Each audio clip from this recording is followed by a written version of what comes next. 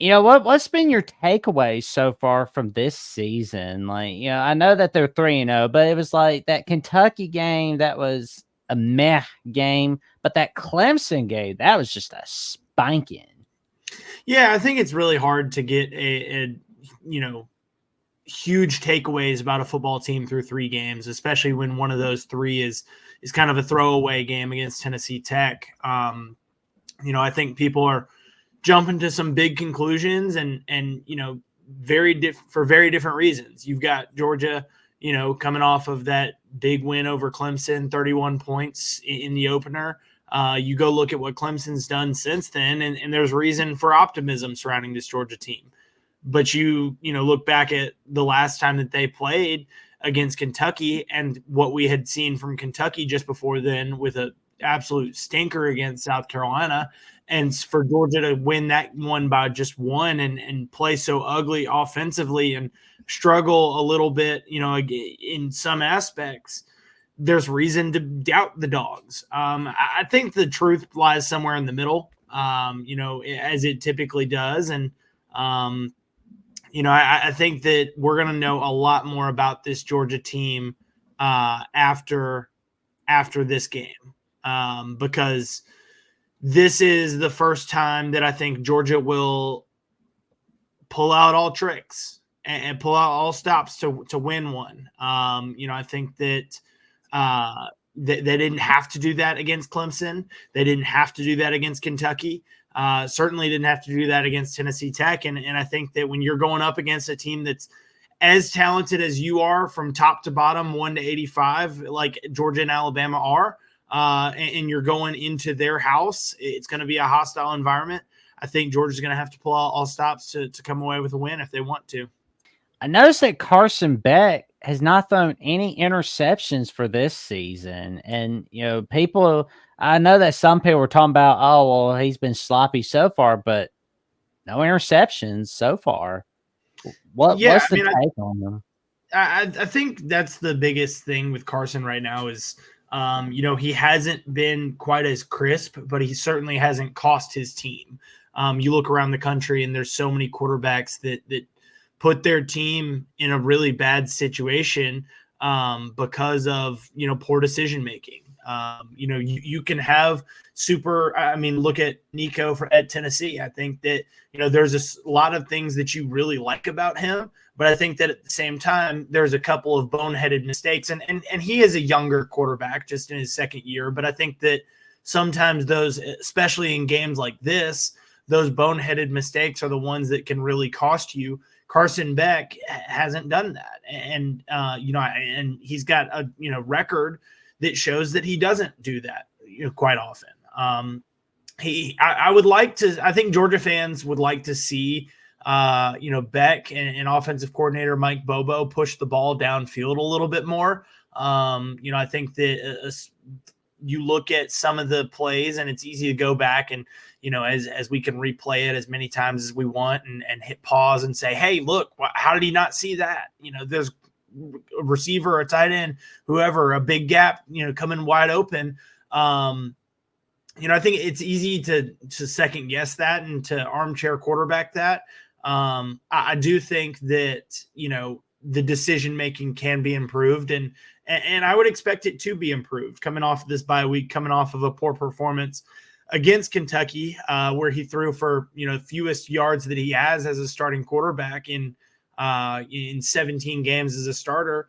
I am expecting a bounce back performance from Carson Beck, especially with an Alabama secondary that, when you look at the strength of this team, it's not in the back end, it's up front. Yeah.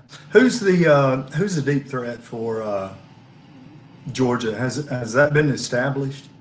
It's an area that Georgia hasn't used quite as much. They very much have relied on the intermediate and extending those drives. I think that's one of the bigger differences between these two teams is that Alabama, there's no doubt who the big play guy is. It's Ryan Williams. And you look at all 4 of his touchdowns this year, they're all from, 30 yards or plus out. I think Georgia's got a couple of guys, but maybe not as explosive.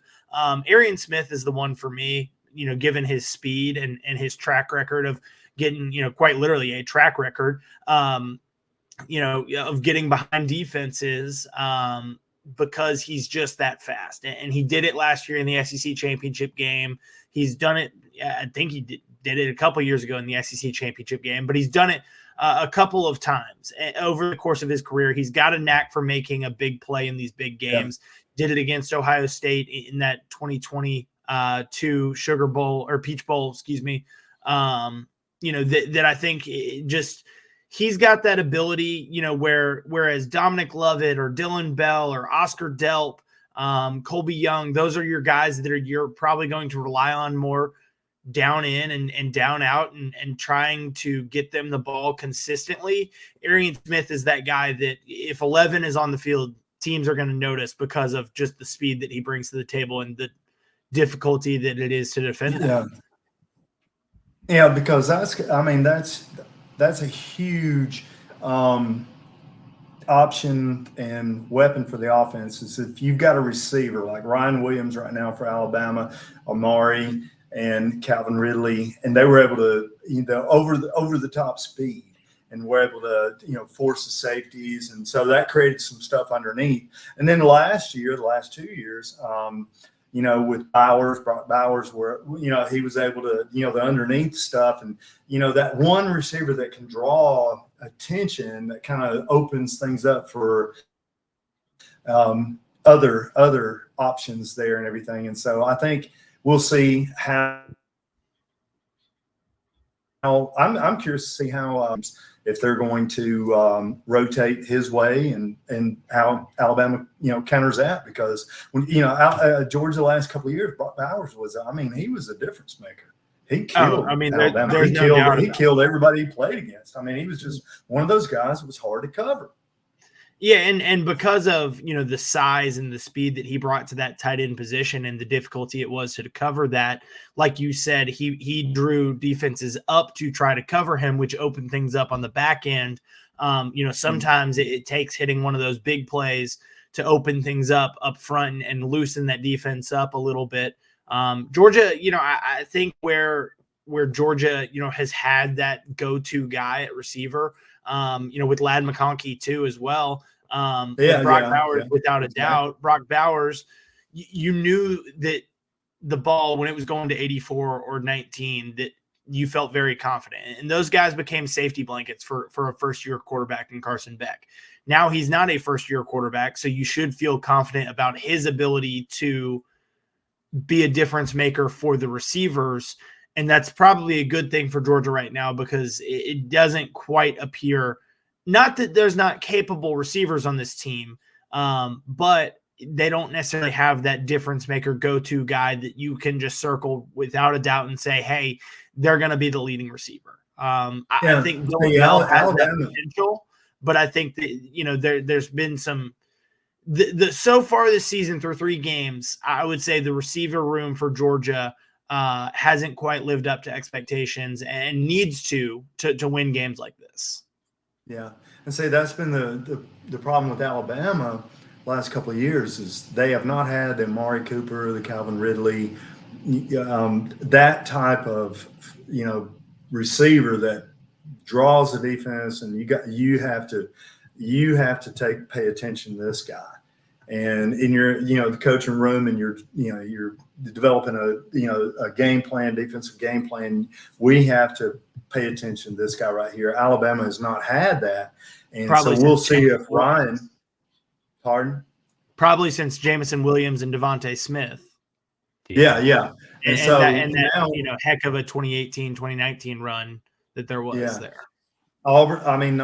Excuse me. Georgia's had that. Now Alabama, maybe we'll see. It's early, and we'll see how defenses respond. That's the first thing I'm going to look and see, is how, when he's in the game, is how Georgia, Kirby, Coach Smart, how they defend that and attack that, and see what Alabama does with regard to it. And then Alabama's doing a better job, with the running game. And so it's going to be an interesting dynamic.